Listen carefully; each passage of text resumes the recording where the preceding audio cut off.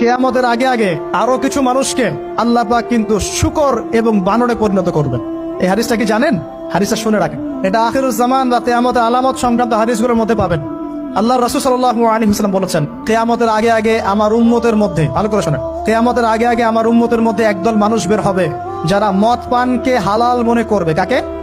মদ পান করাকে হালাল মনে করবে। যারা বাদ্যযন্ত্র, গায়িকা, নায়িকা এগুলো নিয়ে নর্তকী নাচাবে রাতের বেলা, এগুলোকে হালাল মনে করবে।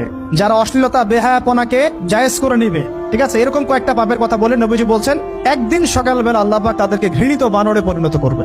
এটা হবে সামনে, কখন কিভাবে হবে আল্লাহ ভালো জানেন। এবার আমি কনসেপ্টে চলে আসি।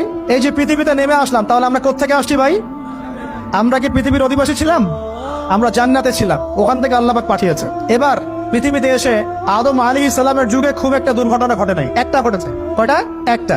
ভাই হাবিলের কোরবানি কবুল হয়, কাবিলের অন্তর্দাহ হয়, জ্বালা হয়। কেন হাবিলেরটা কবুল হবে, কাবিলের কেন হচ্ছে না? এই হিংসার বশবর্তী হয়ে কাবিল হাবিলকে হত্যা করে ফেল। হত্যা করে লাশটা দাফন করার পদ্ধতিও তার জানা ছিল না। আল্লাহ কাককে পাঠালেন, কাককে দেখে সে শিখলো। প্রথম দুর্ঘটনা হচ্ছে হাবিল কাবিলের দুর্ঘটনা। বলে রাখি, আজকেও নিজের ভাইয়ের বেশে বহু কাবিল মুসলিম সমাজের মধ্যে ঘুরে বেড়ায়। নিজের ভাইয়ের লেবাসে, পোশাকে, সুরতেই বহু কাবিল এখনো কিন্তু মুসলিম সমাজে ঘুরে বেড়ায়। তো আমরা কাবিলদেরকে কাবিলের পরিণতি সম্পর্কে সচেতন করতে চাই। হাবিল বলেছিল, তুমি যদি আমাকে মারতে আসো, আমি তোমাকে মারার জন্য হাত বাড়াবো না। হাবিল জান্নাতে যাবে আর কাবিল জাহান্নামে যাবে। কেন কাবিল জাহান্নামে যাবে? নবীজি বলেছেন, পৃথিবীর প্রথম হত্যাকাণ্ড সংগঠিত করেছে কাবিল। এই কারণে পৃথিবীতে যত খুন হবে, সমস্ত খুনের পাপের একটা অংশ কাবিলের আমলনামায় যোগ করা হবে। বলে নাউজুবিল্লাহ। একটা কথা মনে রাখবেন, সদকায়ে জারিয়া যেমন আছে, গুনাহে জারিয়াও আছে। একটা মদের দোকান দিয়েছেন, যত মানুষ মদ খাচ্ছে, সমস্ত গোনার একটা অংশ আপনার কাঁধে আসছে।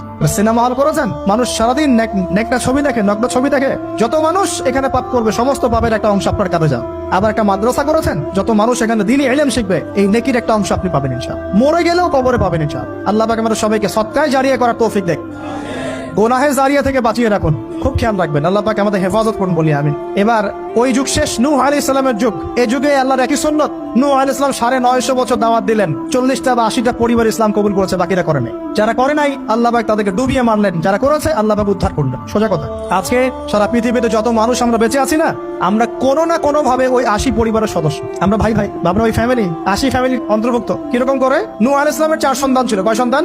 এক সন্তানের নাম হচ্ছে হাম। কি নাম? হাম। হাম ছিল একটু কালো বর্ণের। হামকে দিয়ে আফ্রিকার কন্টিনেন্টে যত মানুষ দেখছেন ব্ল্যাক স্কিনের, কালো স্কিন, এরা সবাই হামের বংশধর। মজা না বিষয়টা? মানুষের অস্তিত্ব পৃথিবীতে, ইতিহাস, এগুলো খুব ইন্টারেস্টিং টপিক। ইতিহাস পড়তে থাকলে আপনি ডুবে যাবেন। কত কিছু বিশ্বে হয়েছে আর কত কিছু হবে সামনে।